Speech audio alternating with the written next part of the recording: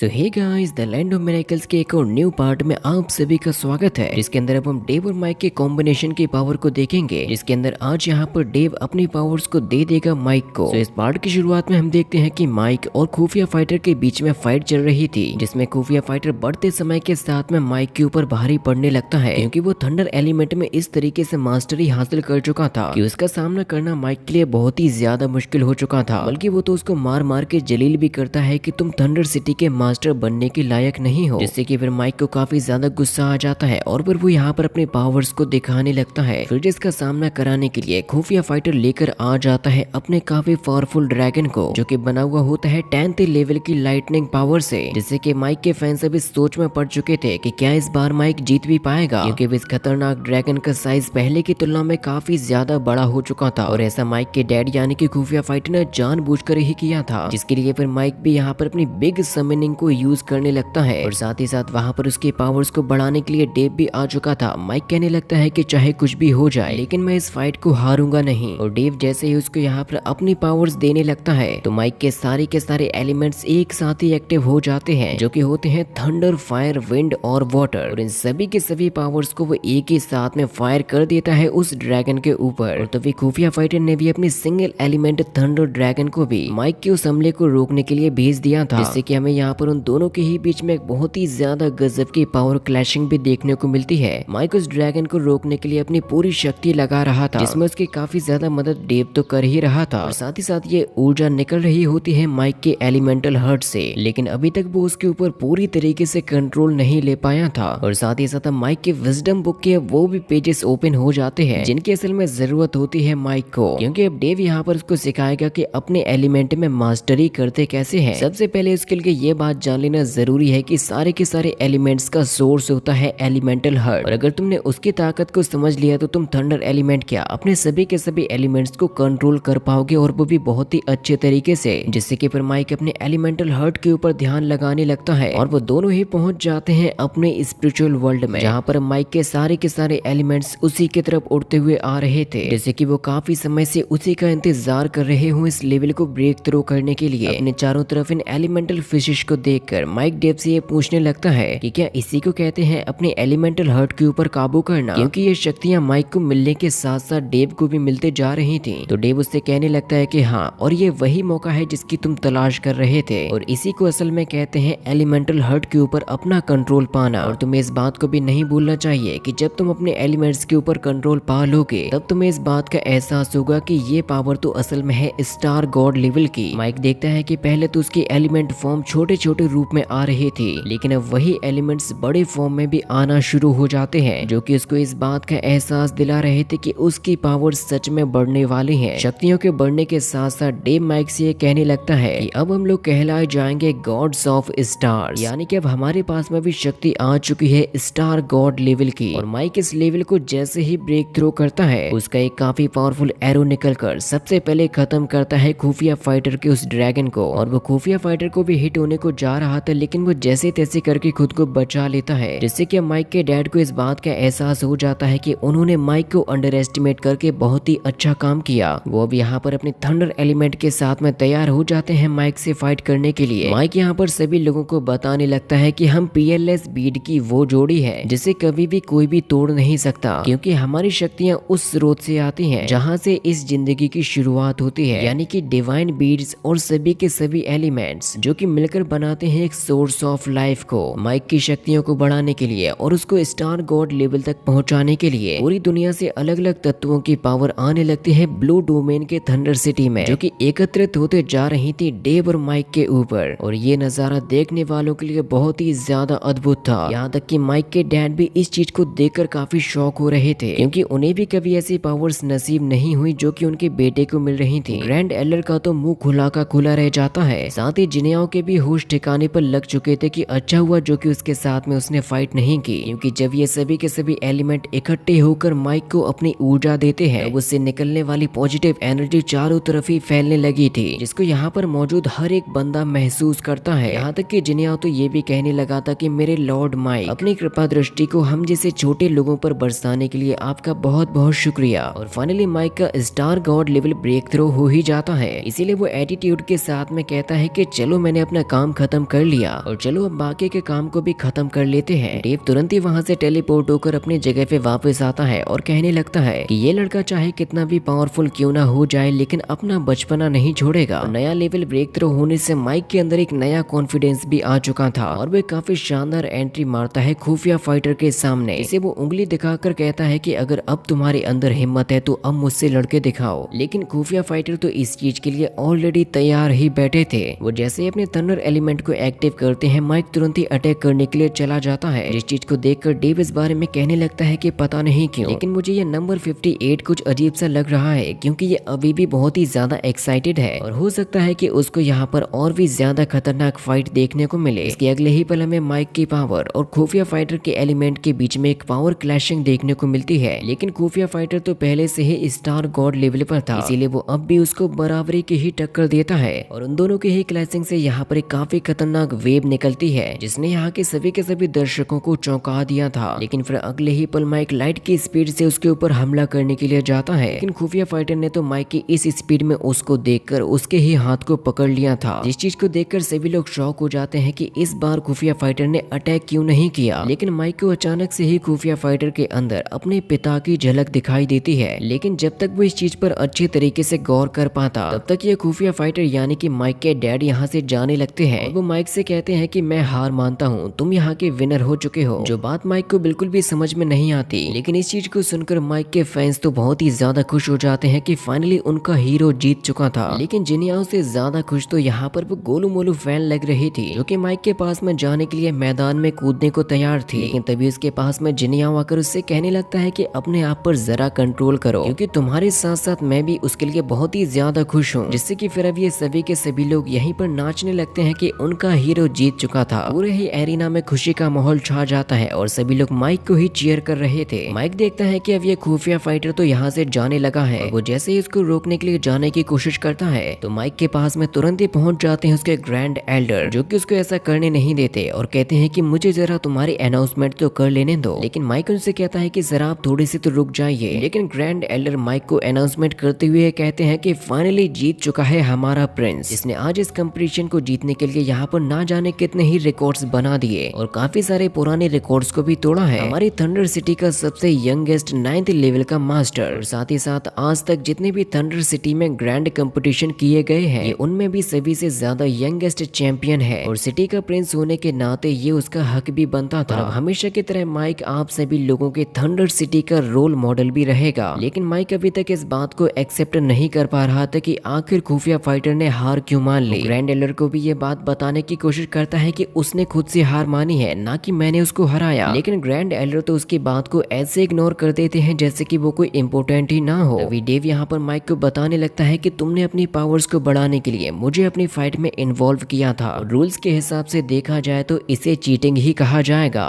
तो माइक उससे कहता है कि यानी कि तुम सारा का सारा क्रेडिट खुद ही लेना चाहते हो। लेकिन इस बात को सोचो कि वो बंदा स्टार गॉड लेवल पर था और अगर आज ग्रैंड एल्डर मुझे यहाँ पर ना रोकते तो मैं उसकी सच्चाई के बारे में जान ही लेता, क्योंकि मैं ये बात नहीं समझ पा रहा हूँ कि आखिर उसने हार क्यों मान ली। ऐसा तो नहीं कि मुझे प्रिंस होने की वजह से जिता दिया गया। लेकिन डेव उससे कहता है कि मुझे तो लगता है कि तुम अपनी बेवकूफियों की वजह से जीते हो, लेकिन चाहे जो भी हो तुम्हें अपनी विक्ट्री को एंजॉय करना चाहिए। जिससे कि फिर माइक भी काफी खुश होने लगता है और फिर डेव पहुंच जाता है अपने शर्त में लगाए गए पैसे लेने के लिए, जहाँ पर उसने केवल एक ही झटके में उस दुकान वाले को कंगाल ही कर दिया था। वो कहता है कि शायद मेरी किस्मत अच्छी थी जो कि तुम जीत गए। फिर माइक भी यहाँ पर चिल्लाकर कहने लगता है कि देखो दोस्तों मैं यहाँ पर जीत चुका हूँ, जिसके लिए फिर यहाँ पर काफी शानदार आतिशबाजी भी की जाती है। माइक अपने फैंस को चीयर करते हुए देखता है और फिर वो यहाँ पर ग्रैंड एल्डर से इस बात के बारे में पूछने लगता है कि मुझे ये बताइए कि आखिर नंबर 58 कौन था। मैं इस बात को बहुत ही अच्छे तरीके से जानता हूँ कि तुम जानते हुए भी मुझे वो बात नहीं बताओगे, लेकिन मैं इतना तो जान ही चुका हूँ कि वो एक स्टार गॉड लेवल वाला बंदा है और वो हमेशा एक मास्क भी पहन के रखता है। आप हमारे ब्लू डोमेन के सबसे ज्यादा परिचित इंसान हो, इसीलिए आप तो उस खुफिया फाइटर के बारे में जरूर से जानते होगे। लेकिन ग्रैंड एल्डर दोबारा से उसकी बात को इग्नोर करते हुए माइक को अवार्ड देने के बारे में बताने लगते हैं। कहते हैं कि हमारे प्रिंस माइक को यहाँ पर जो अवार्ड देने के लिए आएंगे वो एक बहुत ही ज्यादा खास इंसान है और उन्हीं की वजह से ये ग्रैंड कंपटीशन कंप्लीट हो पाया। अभी यहाँ के दर्शकों को अपने सामने से कोई भागते हुए नजर आता है। साथ ही माइक भी अपने चारों तरफ एक अलग सी ऊर्जा को महसूस करता है और फिर उसके पीछे से उसको आवाज आती है उसकी माँ की। की। और इसी मोमेंट के साथ में ये एपिसोड भी यहीं पर खत्म हो जाता है। सो गाइस, अगर आप लोग इसके आगे की स्टोरी जानना चाहते हो तो जल्दी से वीडियो को लाइक करके चैनल को सब्सक्राइब कर दो।